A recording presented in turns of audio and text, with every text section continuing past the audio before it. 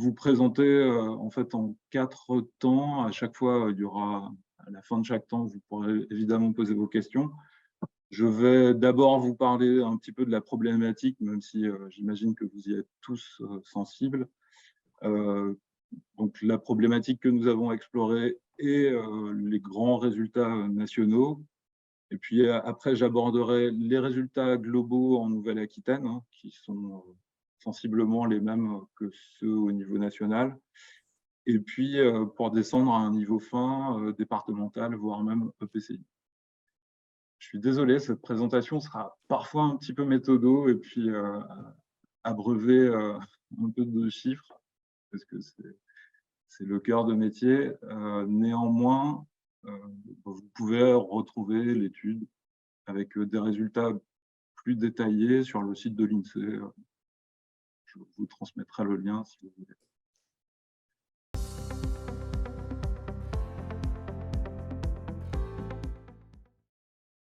Alors, en première partie, le rapide développement d'Internet entraîne de nouveaux besoins d'inclusion numérique. En effet, savoir utiliser les ressources numériques courantes, Internet, traitement de texte, est devenu presque aussi indispensable que de savoir lire, écrire, compter. Et ne pas avoir accès à Internet ou ne pas savoir utiliser les outils numériques représente un réel handicap.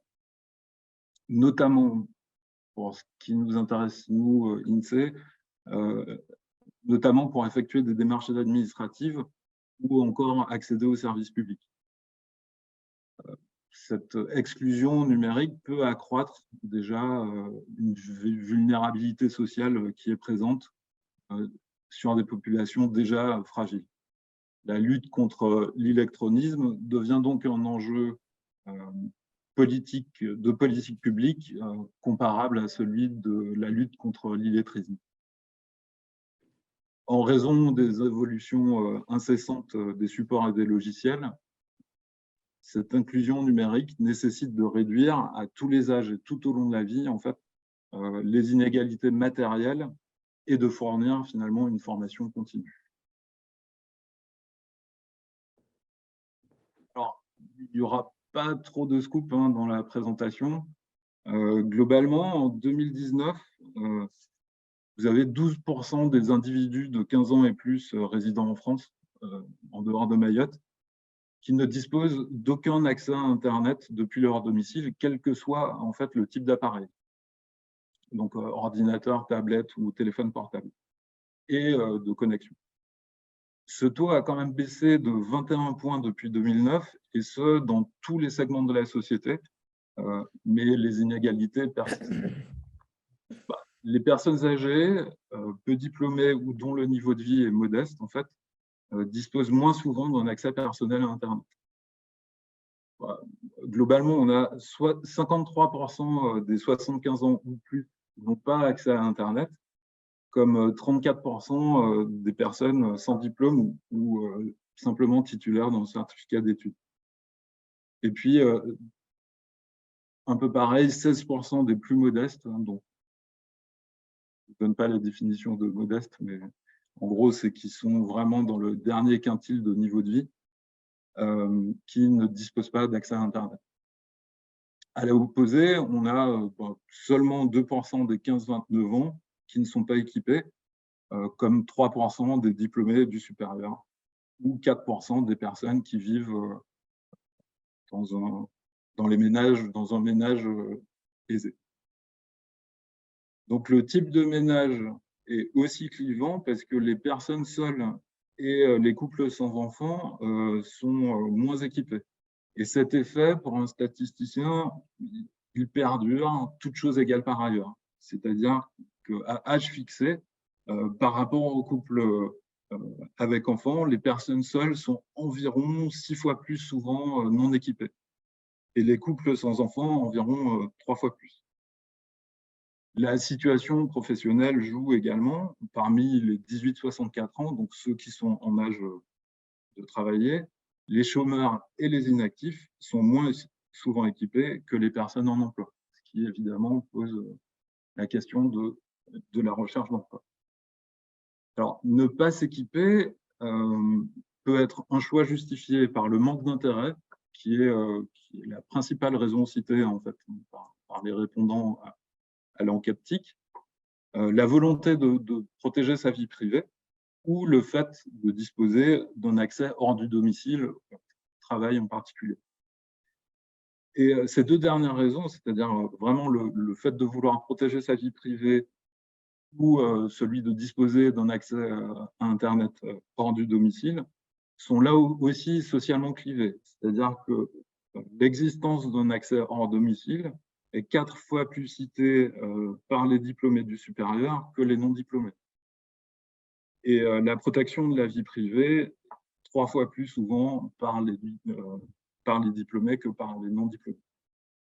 En résumé, vous pouvez voir que globalement, en France comme en Nouvelle-Aquitaine, on a 88% des 15 ans ou plus qui disposent d'Internet chez eux. Parmi eux, 71% des personnes de 15 ans et plus utilisent quotidiennement Internet contre 47% en 2009. Je vous l'ai dit, l'usage varie selon l'âge, le diplôme, la CSP, mais aussi le lieu de résidence ou la composition familiale. Il y a un rattrapage des 75 ans ou plus dans la pratique Internet. Environ un quart l'utilisent quotidiennement en 2019 contre seulement 4% en 2009. Néanmoins, il faut nuancer un peu cette dernière proposition, je dirais, parce que ce qu'on mesure, finalement, c'est presque un effet générationnel. C'est-à-dire qu'il y a 10 ans, les gens qui avaient 65 ans ont peut-être vu la tournure Internet et donc continuer après en étant à la retraite. Voilà pour cette diapo-là. Donc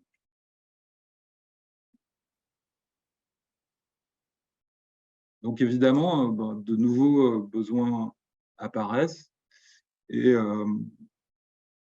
dans ce cadre, il y a vraiment un objectif d'inclusion numérique puisque les pouvoirs publics veulent garantir l'égalité et l'accès aux droits pour tous. On a une augmentation du recours au site administratif. 2 tiers des Français ont utilisé Internet pour contacter un service public, et alors qu'ils étaient moins de la moitié en 2009. Et puis, ce qui nous a motivés aussi pour faire cette étude régionale, c'est l'accélération du recours au numérique depuis la crise du Covid-19, puisque le confinement a contraint les ménages à davantage recourir à ces outils. Néanmoins, le recours aux démarches en ligne reste minoritaire chez les plus âgés, même s'il progresse.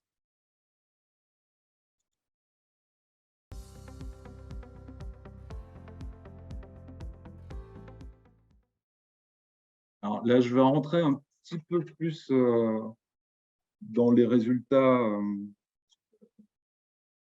nationaux. Alors, pardon, régionaux. Donc, l'électronisme en Nouvelle-Aquitaine.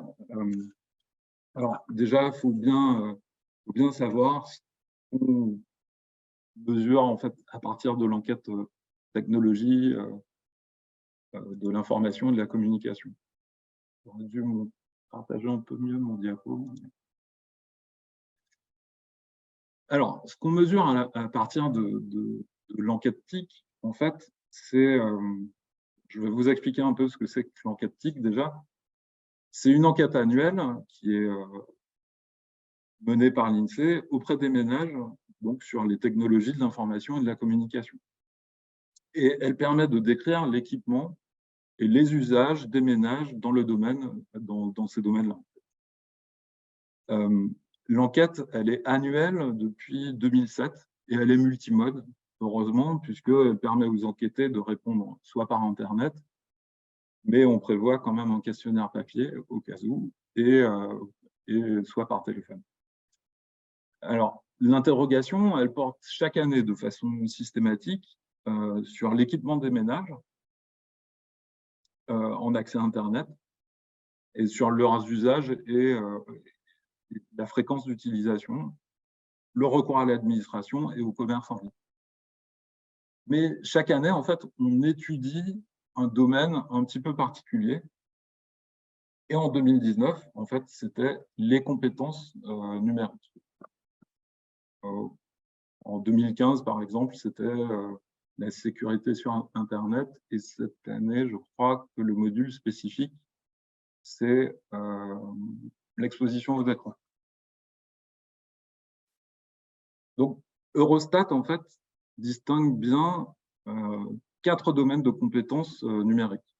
La recherche d'informations, la communication, la résolution de problèmes, comme accéder à son compte bancaire par Internet, copier des fichiers, enfin bon, l'utilisation un peu basique des outils numériques, et puis l'usage des logiciels, je sais pas, du traitement de texte, par exemple. Ces compétences, elles sont mesurées à partir des déclarations sur le fait d'effectuer certaines tâches dans l'enquête. Et elles sont, enfin, cette enquête est menée avec une certaine variation dans tous les pays européens.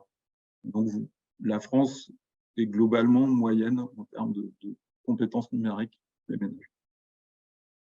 Ce qu'il est important de comprendre, c'est que chaque compétence qui est mesurée dans l'enquête, elle est notée 0 quand la compétence est nulle, 1 quand la compétence est basique, ou 2 quand la compétence est plus que basique.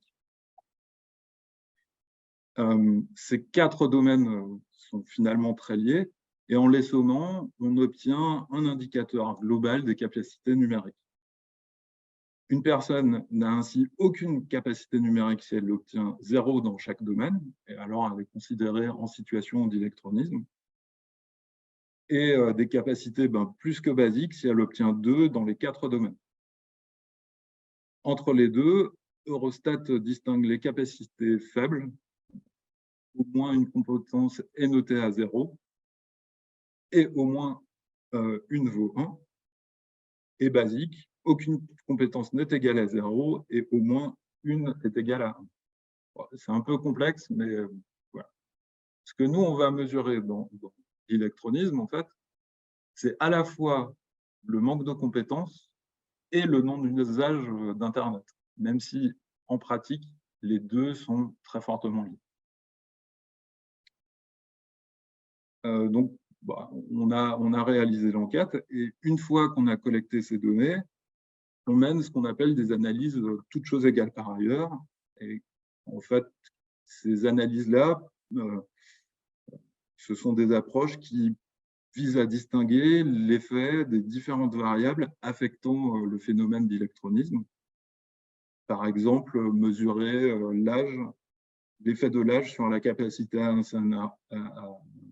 à s'informer à un niveau de diplôme comparable. Et pour ça, on utilise, pour les spécialistes, des régressions de Poisson modifiées. Ce qui nous permet de dire, en gros, que toutes choses égales par ailleurs, relativement aux femmes, les hommes ont 1,24 fois plus de chances d'être non équipés.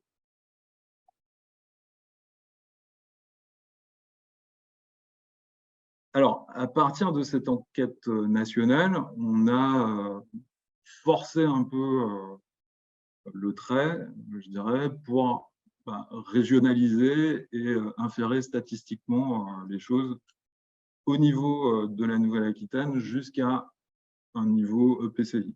J'en parlerai un petit peu plus loin dans la suite de la présentation. Et alors, c'est un exercice méthodologique finalement assez complexe. Je pourrais rentrer dans les détails si vous voulez, mais globalement, on procède en 3 étapes. On vérifie que l'échantillon des répondants à l'échelle nationale est représentatif de la population régionale cible. On applique une méthode de scoring en veillant à tenir compte des faits régionaux. Et puis, on projette des probabilités avec les données du recensement de la population. Ce qui nous rend capable de dire qu'il y a environ tant de personnes en situation d'électronisme sur un territoire donné. On n'est pas capable de descendre en dessous du niveau PCI, mais déjà le PCI, c'est pas mal. Alors, les résultats en Nouvelle-Aquitaine de notre modélisation, en quelques chiffres clés, c'est 17% des néo-aquitains de 15 ans ou plus qui sont en situation d'électronisme, donc qui n'ont pas utilisé Internet de l'année ou qui n'ont aucune compétence là-dessus.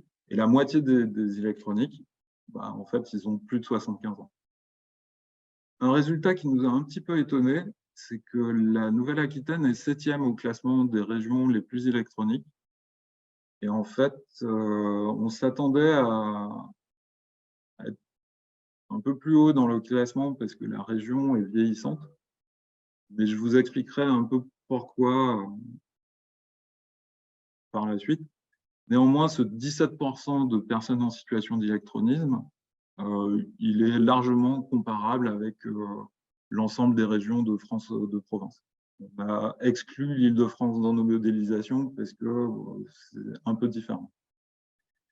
Comme je vous le disais, ben, en fait, la non-utilisation d'Internet est très liée au manque de compétences et inversement. Et donc 93%, environ 9 électroniques sur 10, n'a pas utilisé Internet de l'année. Il y en a un sur 10 avec pas de compétences qui finalement essaie quand même. Comme partout en France, 2 tiers des 15 ans ou plus de la région utilisent Internet quotidiennement, mais 14% de la population ne possède pas d'équipement, que ce soit un ordinateur ou une tablette, ou même une connexion Internet.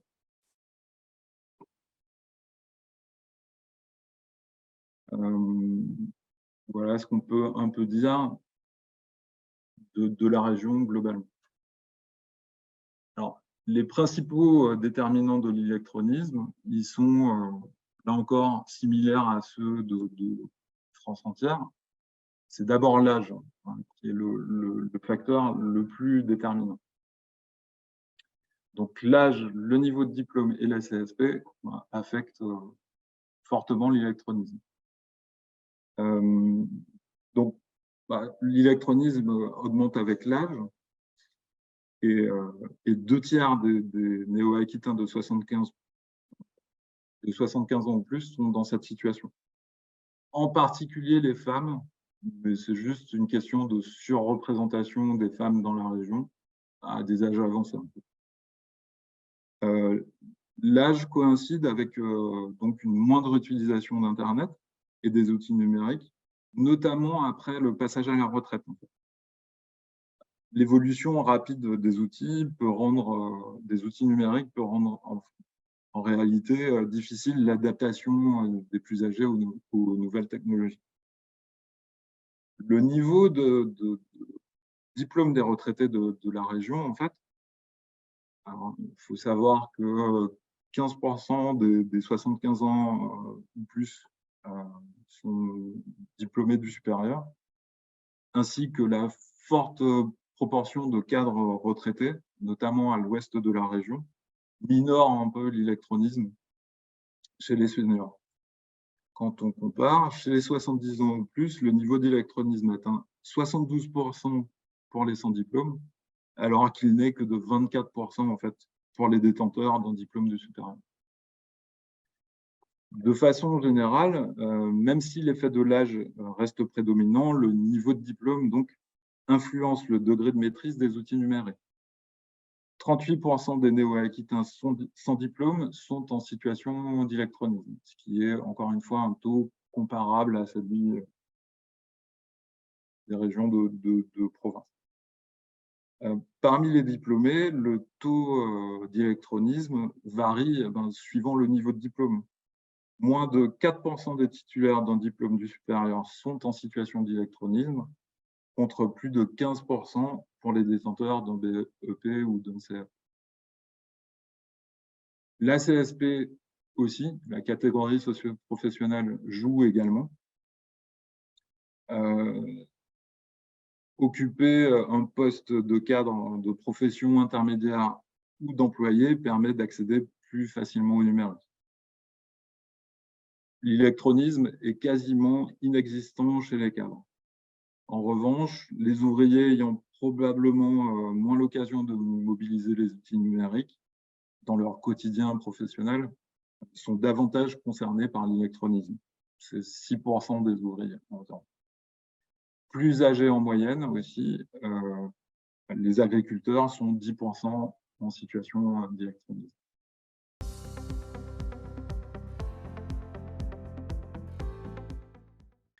Bah oui, on va aborder maintenant les aspects un petit peu plus géographiques, je dirais, mais qui sont en réalité très, très liés à la démographie en fait, des territoires qu'on va étudier, surtout au niveau département.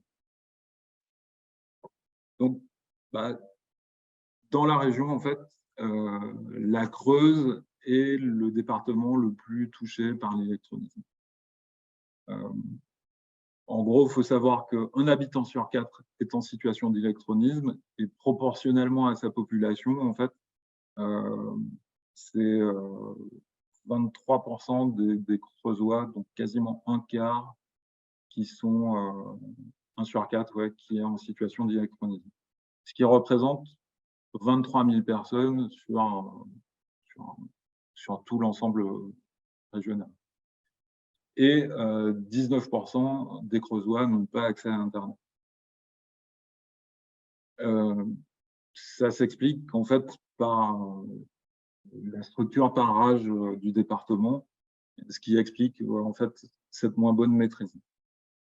Néanmoins, c'est le seul département de Nouvelle-Aquitaine où la part de la population en situation d'électronisme est supérieure à la part de celle ayant une maîtrise élevée des outils numériques. Et puis, c'est aussi le département où les habitants sont les moins bien équipés.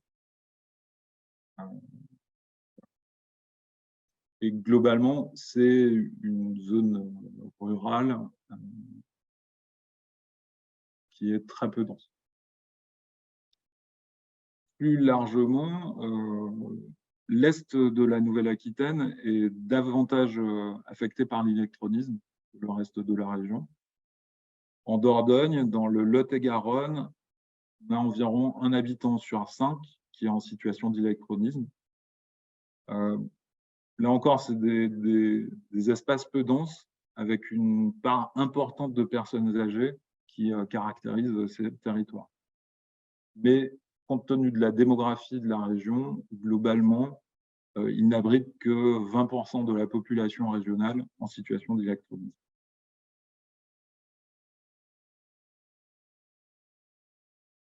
À l'inverse, de l'autre côté du spectre, en fait, on a la Gironde et les Pyrénées-Atlantiques qui sont les moins affectés, les départements les moins affectés de la région par l'électronisme, avec respectivement des taux à 13 et 16%. Par contre, du fait de leur poids démographique, en fait, ces deux départements représentent à eux seuls un tiers de la population néo-aquitaine en situation d'électronisme.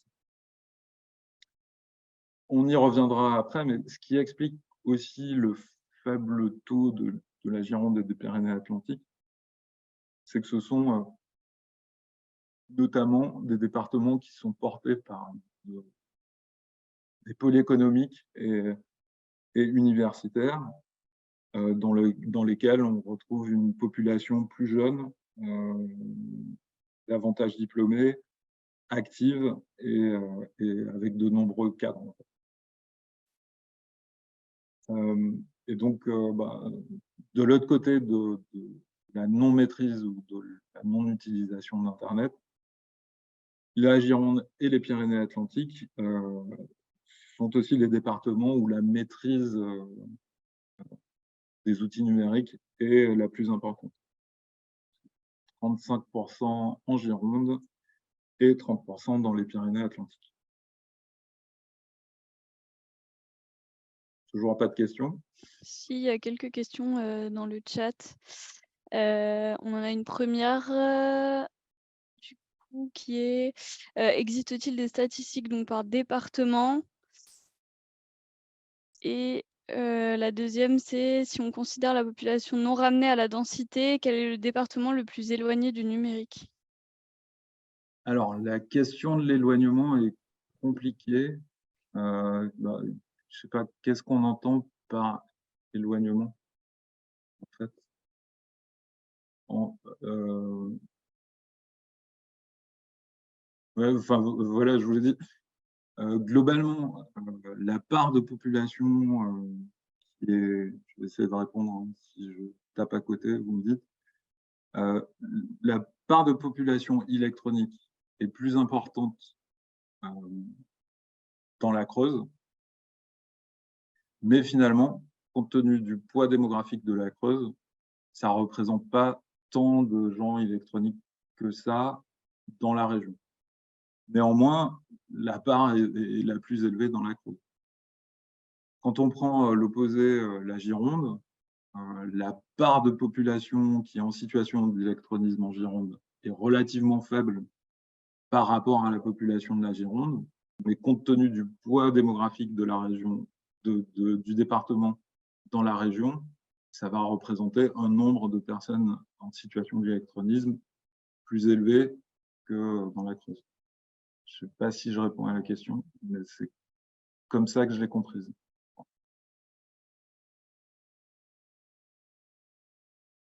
N'hésitez pas, Sophie de Gironde Numérique, à prendre la parole si jamais ça ne correspond pas à votre question. Oui, oui, allez-y. Je crois qu'on a un peu de temps. Je suis allé un peu vite, en fait. Elle dit dans le chat que ça correspond bien à sa question.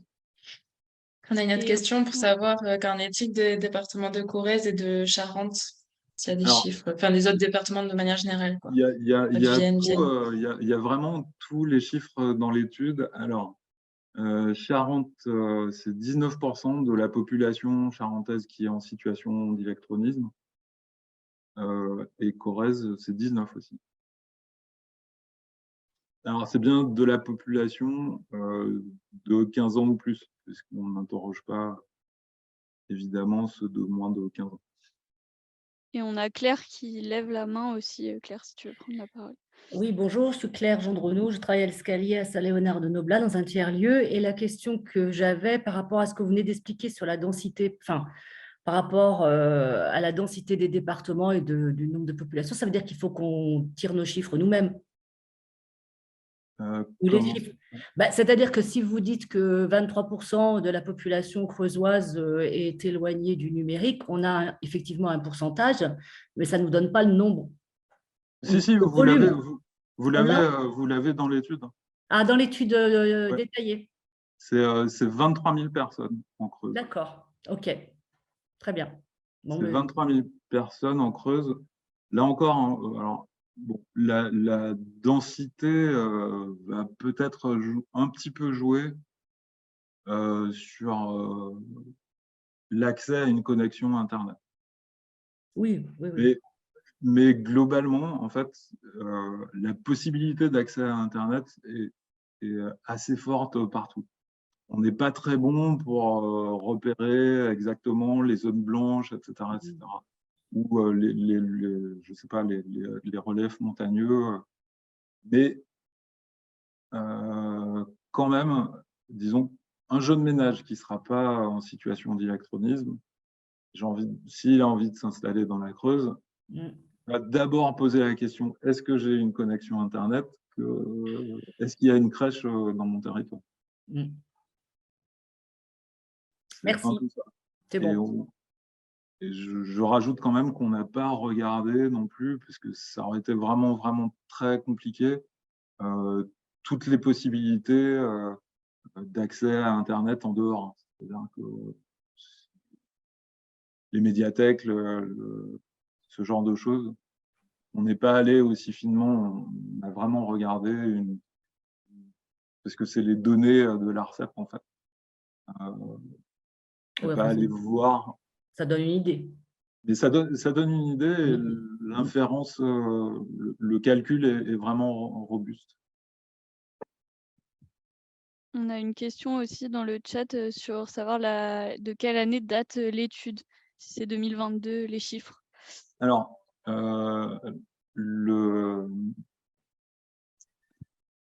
l'enquête a été menée en 2019, avant la période des confinements.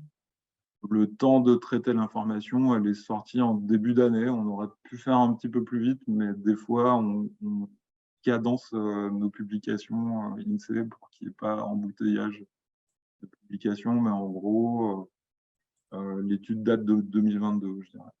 Mais les données sont de 2019.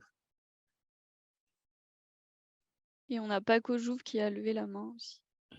Et oui, alors j'espère que vous n'avez pas déjà répondu, mais il y a beaucoup de chiffres. Alors, ça se trouve, j'ai pas tout enregistré, mais du coup, j'ai l'impression que les chiffres sont lissés sur tous les départements, non? Parce que est-ce que en Creuse, il n'y a pas plus d'électronisme parce que du coup, les seniors sont plus en situation d'électronisme et qu'il y a plus de seniors en Creuse qu'en Gironde, par exemple, où il va y avoir plus de jeunes et du coup, faire chuter le taux d'électronisme? Oui, c'est ça. C'est ça. Ok, Oui, non, c'est exactement ça. d'accord, merci. C'est-à-dire que comme l'âge est vraiment le déterminant le plus fort de la situation d'électronisme, et ce, toute chose égale par ailleurs. C'est-à-dire que, moi, je sais pas, mon grand-père, il était diplômé du supérieur, on n'avait pas grand-chose à faire d'Internet. Il m'a posé la question une fois il y a 20 ans, c'est quoi votre machin? Et puis, ça n'intéresse plus depuis. Et il n'a jamais essayé. Mais c'est exactement ce que vous dites. C'est-à-dire que c'est pas vraiment du lissage, en fait. C'est qu'on regarde deux aspects des choses. Il y a une population plus âgée en Creuse, donc une structure de population qui fait que le taux d'électronisme est plus important. Mais dans l'ensemble régional, c'est pas l'endroit où il y en aurait le plus. C'est-à-dire qu'on change de dénominateur dans la fraction. Si vous voulez.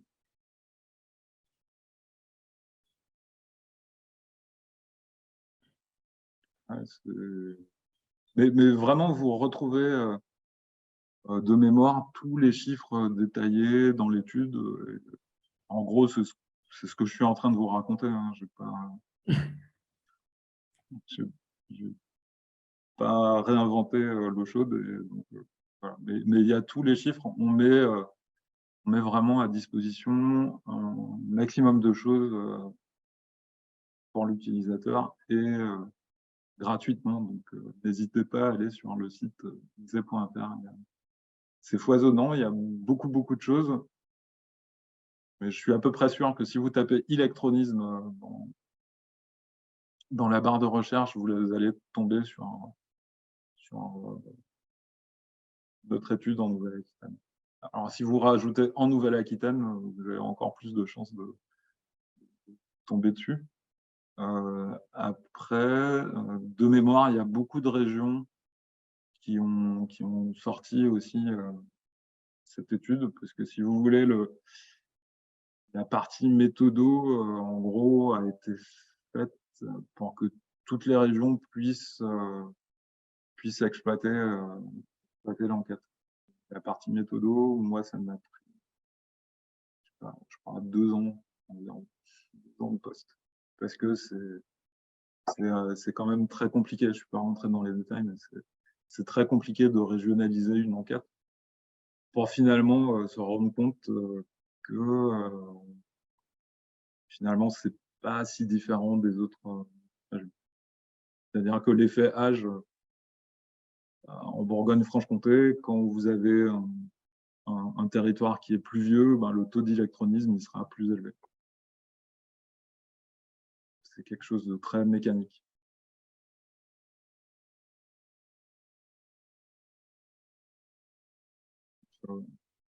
On n'a pas forcément d'autres questions pour le moment, donc je te propose qu'on puisse avancer et récupérer les prochaines questions Ça marche. après.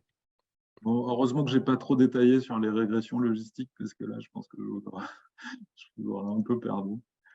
Mais voilà.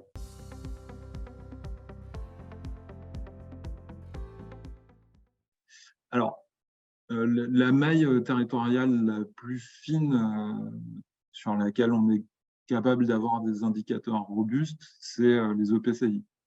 Et, bon, à l'INSEE, c'est un zonage qui nous intéresse bien parce qu'il est, souvent porteur de politiques publiques. Et donc, ça a cet avantage-là. Donc, on est descendu jusqu'à un niveau EPCI. Et quand on regarde en fait à l'échelle des EPCI, on peut distinguer globalement 4 grands groupes de territoires. Et ces groupes ont été construits à partir de ce qu'on appelle une analyse en composantes principales et une classification ascendante hiérarchique. J'arrête là les gros mots. En gros, c'est des techniques statistiques assez classiques pour finalement constituer des groupes de territoires qui sont homogènes dans le groupe et très dissemblables entre les groupes. 4 grands groupes vraiment de territoires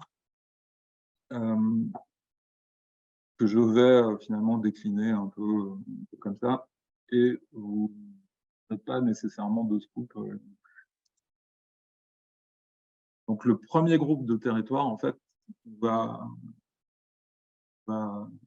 trouver, c'est les territoires âgés, ruraux, avec des revenus plus faibles, qui sont fortement touchés par l'électronisme. C'est un exemple parmi d'autres. Les communautés de communes au Limousin en Marche, par exemple, cette communauté de communes fait partie de ce groupe-là. C'est un quart de la population de l'ensemble de ce EPCI qui est en situation d'électronisme, et 19% des personnes en moyenne ont des compétences fortes, ce qui est en dessous du niveau régional.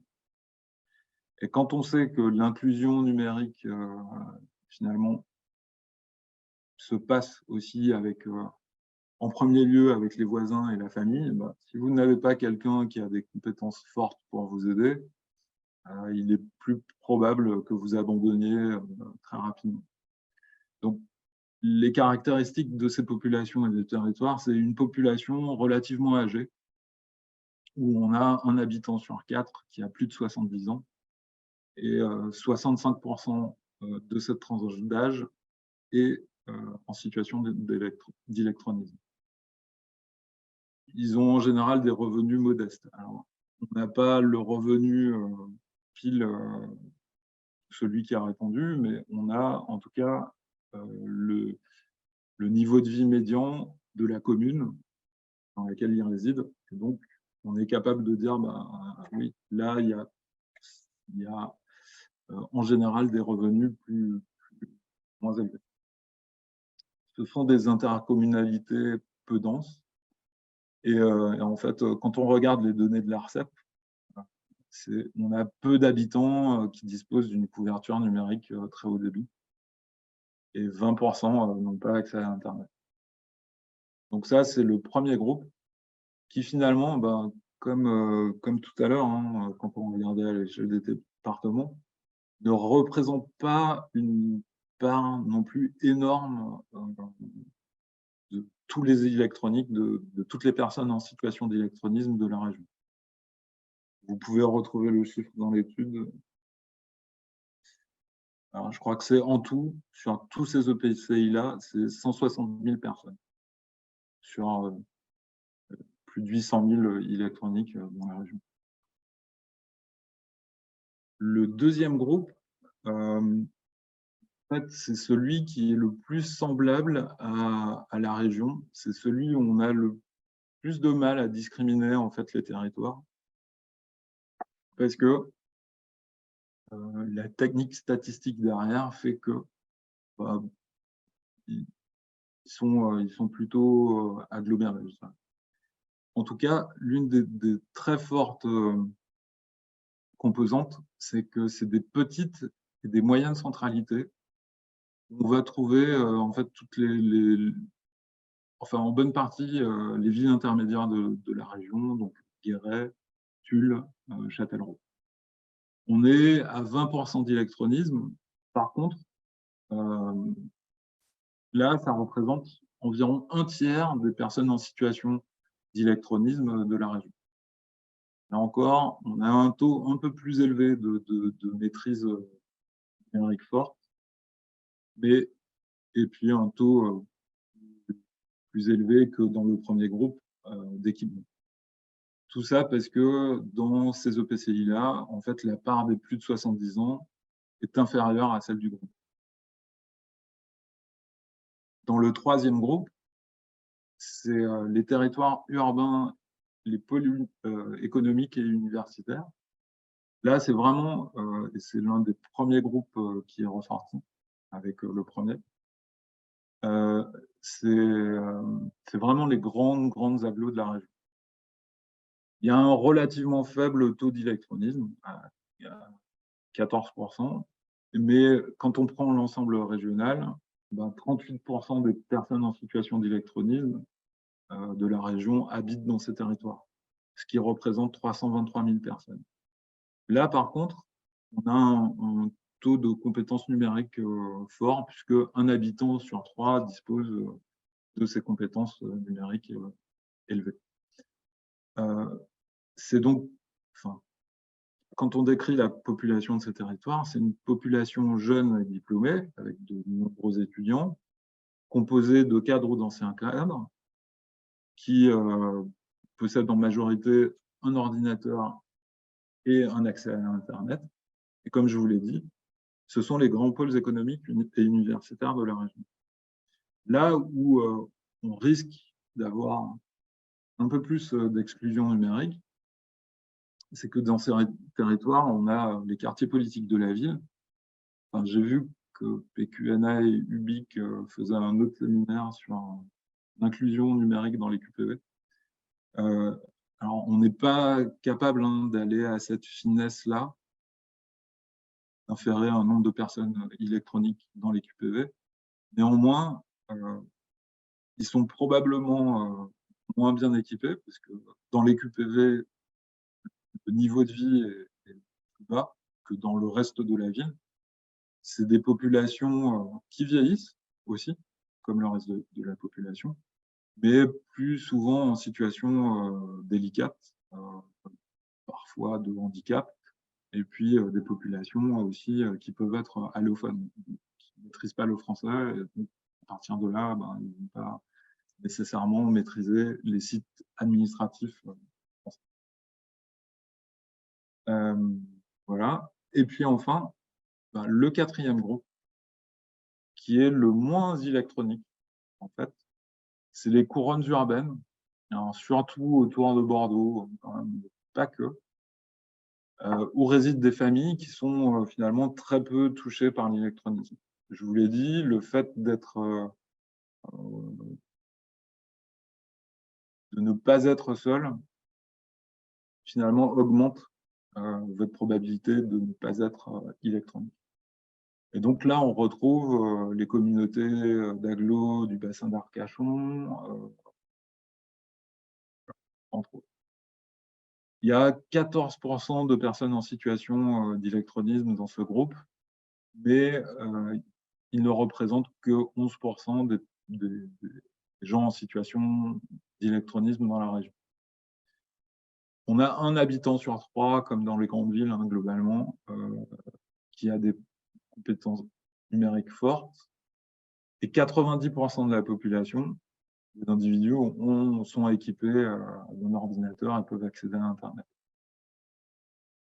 Ce sont des territoires qui accueillent principalement des familles avec des enfants, qui sont souvent composés de cadres ou d'anciens cadres, avec un niveau de vie élevé, et où la part des 70 ans et plus est plus faible que dans le reste de la région. C'est des bourgs ruraux, donc il y a une couverture numérique qui est au très haut débit, qui est un peu plus faible que dans les grandes agglomérations, mais ça n'influence pas du tout l'électronisme, je dirais. Et donc, en résumé, on peut symboliser tous ces territoires dans une carte sur la publication et l'interactivité. Passer la souris,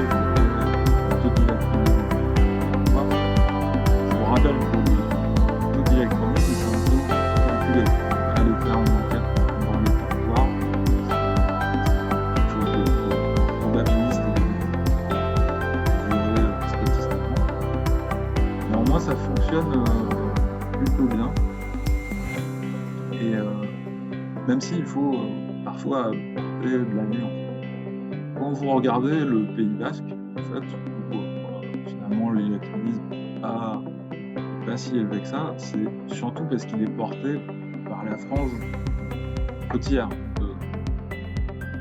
par Bayonne, notamment, où il y a une population jeune, plus diplômée, etc., etc. L'intérieur des terres est sans doute beaucoup plus électronique, mais plus retrouver des gens en situation d'électronisme que sur la côte. Mais comme on n'est pas capable d'être robuste statistiquement à un niveau communal, le niveau EPCI est le seul auquel on peut descendre. Voilà, j'ai fini de vous abreuver de chiffres. Je vous assure que l'étude reprend vraiment quasiment texto ce que je vous ai raconté.